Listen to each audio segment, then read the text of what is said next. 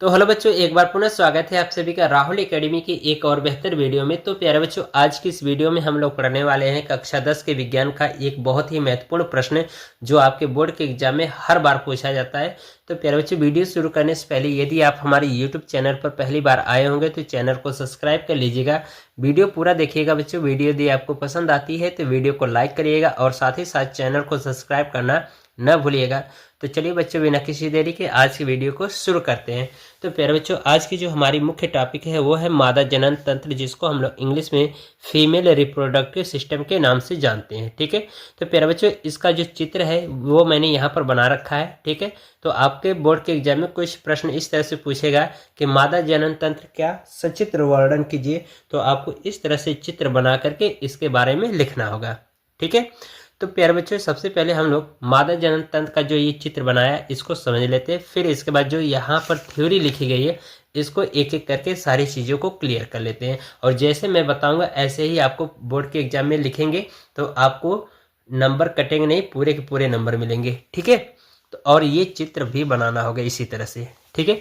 तो यहाँ पर प्यारे बच्चे, जो मादा जनन तंत्र में जो सबसे प्राथमिक अंग होता है मादा जनन का, वो होता है अंडाशय।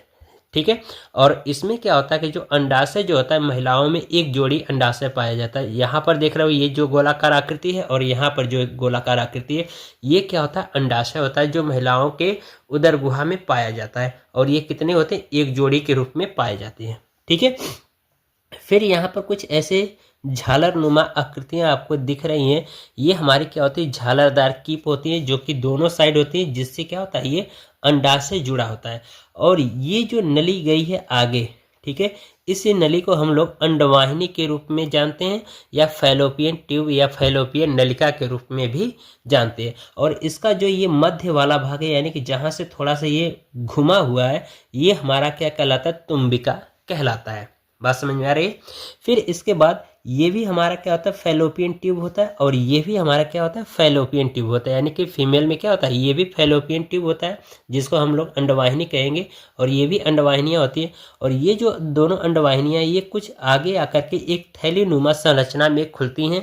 यानी कि दोनों तरफ आकर के देख रहे हो, ये दोनों फैलोपियन ट्यूब क्या है, आकर के एक थैली नुमा संरचना में खुलती हैं, जिसको हम लोग गर्भाशय के नाम से जानते हैं। और ये गर्भाशय एक संकरी रास्ता है, यानी कि एक संकरी भाग के रूप में बाहर की ओर खुलता है, जिसको हम लोग योनि के नाम से जानते हैं। और ये जो प्यारे बच्चे, जो गर्भाशय होता है ये दो भागों में बटा होता है, एक मध्य स्तर में बटा होता है, एक अंतः स्तर में बटा होता है। ठीक है। तो ये रहा कुछ मादा जनन तंत्र के बारे में। ठीक है। अब इसके बाद जो चीज़ें लिखी गई हैं उनको हम लोग इस चित्र के माध्यम से पूरी चीज़ें एक एक करके समझते चलेंगे। ठीक है। तो यहाँ पर देखिए लिखा गया है कि मादा जनन तंत्र में अंडाशय, अंडवाहिनी, योनि, गर्भाशय और योनि द्वार होते हैं। यानी कि जैसे कि बताया गया कि मादा जनन तंत्र में क्या होता है, अंडाशय होता है। ठीक है। और फिर अंडवाहिनियाँ होती हैं, फिर इसके बाद योनि होता है, और फिर कहा गया है कि गर्भाशय होता है। और इसका ये वाला जो रास्ता होता है यहाँ पर, ये क्या कहलाता है, योनि द्वार कहलाता है। तो ये मादा जनन तंत्र के क्या होते हैं, मुख्य भाग होते हैं। ठीक है। फिर इसके बाद कहा जा रहा है कि अंडाशय में, ठीक है, अंडाशय में एक जोड़े के रूप में पाए जाते हैं। यानी कि जो अंडाशय होता है वो क्या होता है, एक जोड़े के रूप में पाया जाता है। तो यहाँ पर आप चित्र में देख सकते हैं कि ये जो अंडाशय है क्या है, एक जोड़े के रूप में पाया जाता है। ठीक है। फिर इसके बाद कहा जा रहा है कि और उदर गुहा में स्थित होता है। यानी कि ये जो अंडाशय जो होता है एक जोड़े के रूप में पाया जाता है। और ये कहाँ पर स्थित होता है, उदर गुहा में स्थित होता है, जैसा कि मैंने पहले बताया है। ठीक है। फिर इसके बाद देखिए कहा जा रहा है कि प्रत्येक अंडाशय के निकट संकरी नलिका के रूप में अंडवाहिनियां शुरू होकर के पतली और कुंडलित होकर फैलोपियन ट्यूब के रूप में बढ़ती है। यानी कि ये जो अंडाशय है ये कहा जा रहा है कि प्रत्येक अंडाशय के निकट, यानी कि ये जो दोनों अंडाशय इनके निकट क्या होता है, एक संकरी नलिका होती है, एक बहुत पतली सी क्या होती है, एक नलिका होती है जो कि अंडवाहिनियों से शुरू होकर के कुंडलित होकर के फैलोपियन ट्यूब में बढ़ती है।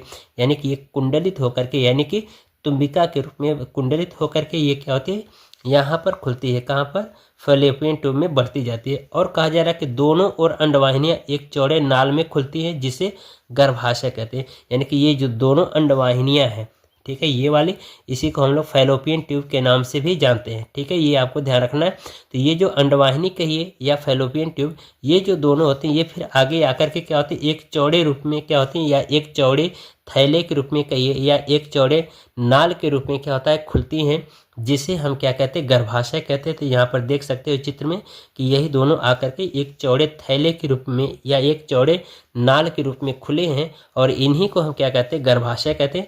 और इसी गर्भाशय में क्या होता है, जो शिशु होता है, जो बच्चा होता है, उसी का इसके अंदर पालन पोषण होता है। फिर इसके बाद जैसे महीना कंप्लीट होता है तो वह क्या होता है, शिशु जन्म ले लेता है। ठीक है, किसके रास्ते, इस योनि से होते हुए वह योनि द्वार से क्या होता है, बाहर निकल जाता है। ठीक है, फिर इसके बाद आगे देखिए कहा जा रहा है कि गर्भाशय के अन्य संकरी कक्ष में खुलता है, यानी कि जो गर्भाशय होता है एक अन्य संकरी कक्ष में खुलता है, यानी कि इसी को कहा जा रहा है कि ये जो पूरा गर्भाशय है, ठीक है, यह गर्भाशय क्या होता है, एक अन्य संकरी कक्ष में खुलता है। संकरा मतलब क्या होता है, बहुत पतले से रास्ते में। तो यहाँ पर देख रहे हो कि ये क्या है, एक पतला रास्ता है जो कि ये अन्य संकरी कक्ष में क्या हो रहा है, खुलता है, जिसे योनि कहा जाता है। तो यही वाला भाग देख रहे हो कि जो संकरी कक्ष में खुला है, इसी को हम क्या कह रहे हैं, योनि कह रहे हैं। ठीक है, फिर कहा जा रहा है कि यह एक संकरी छिद्र के द्वारा बाहर खुलता है, यानी कि फिर ये क्या होता है, एक संकरी छिद्र के द्वारा बाहर खुलता है। यानी कि ये जो योनि होता है, पहली बात तो इसमें कहा गया कि ये जो फैलोपियन ट्यूब है एक चौड़े नाल के रूप में या एक चौड़े थैले के रूप में खुलता है, जिसको हम क्या कहते हैं, गर्भाशय कहते हैं। और इस गर्भाशय में क्या होता है, शिशु का मतलब पालन पोषण होता है। फिर इसके बाद कहा जा रहा है कि ये जो गर्भाशय होता है एक संकरी कक्ष के रूप में बाहर खुलता है, तो जिसे हम क्या कहते हैं, योनि कहते हैं। अब ये जो योनि होता है ये भी क्या होता है, एक पतले से संकरे रास्ते, एक संकरे भाग में खुलता है, जिसको हम कहते हैं योनि छिद्र या योनि द्वार भी कहते हैं। तो इसी को कहा जा रहा है कि यह एक संकरी छिद्र में द्वारा बाहर खुलता है, यानी कि ये जो योनि होता है एक संकरी छिद्र में क्या होता है, बाहर खुलता है, जिसे योनि द्वार कहते हैं। जो कि ये जो योनि है ये पतले छिद्र के रूप में बाहर की ओर खुलेगा, तो इसी को हम क्या कहते हैं, योनि द्वार कहते हैं। ठीक है, फिर इसके बाद आगे आइए।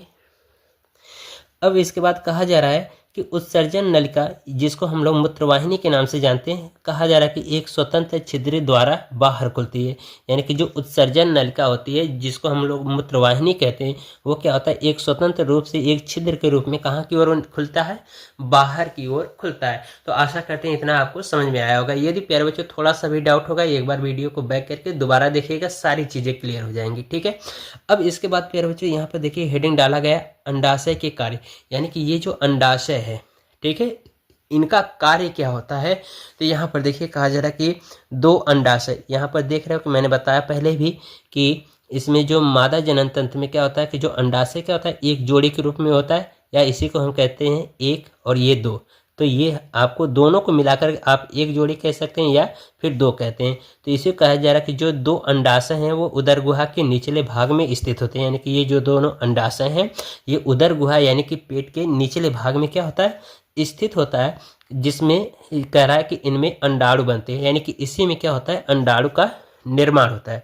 और ये जो निर्माण प्यारे बच्चों कुछ इस तरह से होता है, जैसे कि मान लीजिए कि दिसंबर मंथ चला है, तो इस दिसंबर मंथ में एक अंडाणु क्या करेगा, खुलेगा, तो दूसरा बंद रहेगा। जब ये खुल जाएगा दिसंबर में, तो अब जैसे जनवरी मंथ आएगा तो फिर ये बंद हो जाएगा, फिर ये खुलेगा, यानी कि दोनों एक साथ खुलेंगे नहीं, बारी बारी से खुलते हैं। ठीक है, तो इसी को कहा जा रहा है कि दोनों अंडाशय उदर गुहा के निचले भाग में स्थित होते हैं, और ये क्या बनाते हैं, अंडाणु बनते हैं, यानी इनमें क्या होता है, अंडाणु का निर्माण होता है। ठीक है, जैसा कि यहाँ पे आप देख सकते हो कि यहाँ पे लिखा गया है स्रावित अंड, यानी कि ये क्या हो रहा है, अंड का निर्माण कर रहा है, यानी अंडाणु का निर्माण कर रहा है। ठीक है, फिर इसके बाद आप देखिए यहाँ पर कहा जा रहा है अगली हेडिंग अंडवाहिनी का कार्य, यानी कि ये जो अंडवाहिनियाँ है जिसको फैलोपियन ट्यूब के नाम से या फैलोपियन नलिका के नाम से जानते हैं, तो इसका कार्य क्या होता है। तो यहाँ पर देखिए लिखा गया है कि यह एक पतली कुंडलित पेशी नली है जो गर्भाशय तथा अंडाशय को जोड़ती है। यानी कि ये जो फैलोपियन ट्यूब है इसको कहा जा रहा है कि यह एक पतली कुंडलित पेशी नली है, यानी कि यह एक क्या है, एक पतली कुंडलित पेशीय नली है जो गर्भाशय और अंडाशय को जोड़ती है। यानी कि ये हमारा गर्भाशय हो गया, ये हो गया अंडाशय दोनों।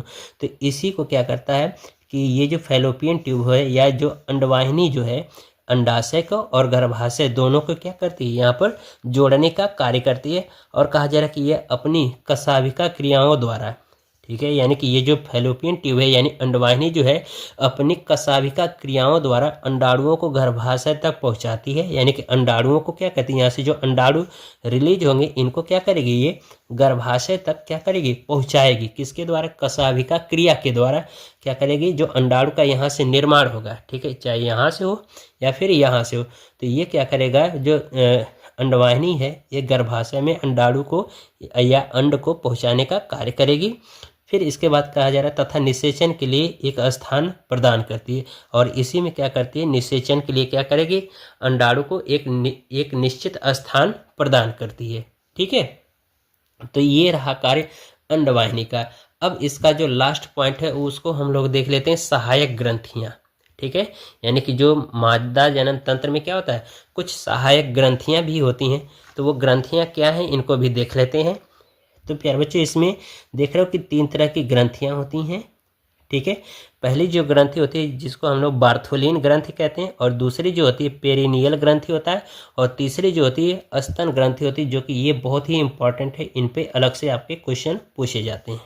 ठीक है, तो यहाँ पर देखिए कहा जा रहा है कि जो बार्थोलिन ग्रंथि होता है इसका कार्य क्या होता है कि यह योनि के रास्ते को, यानी कि जो योनि का जो मार्ग होता है उसको क्षारीय बनाता है तथा चिकना भी बनाता है। तो हम ये कह सकते हैं कि जो बार्थोलिन जो ग्रंथि होती है ये योनि को क्षारीय तथा चिकना बनाने का कार्य करता है। और जो पेरिनियल ग्रंथि जो होता है ये विशिष्ट गंध युक्त एक तरल स्रावित करता है। ठीक है, और जो स्तन ग्रंथियां होती हैं ये दुग्ध का निर्माण करती हैं। बात समझ में आ रही। तो इस तरह से प्यारे बच्चों जो आज की हमारी मुख्य टॉपिक है वो कंप्लीट होती है। तो आशा करते हैं आपको हर एक चीज़ समझ में आया होगा। यदि प्यारे बच्चों ये वीडियो आपको पसंद आई हो तो वीडियो को लाइक करिएगा और साथ ही साथ चैनल को सब्सक्राइब करना न भूलिएगा। मिलते हैं अगली वीडियो में, तब तक के लिए गुड बाय, थैंक यू, जय हिंद बच्चों। और ये आप चित्र जरूर बना लेना, ठीक है। ये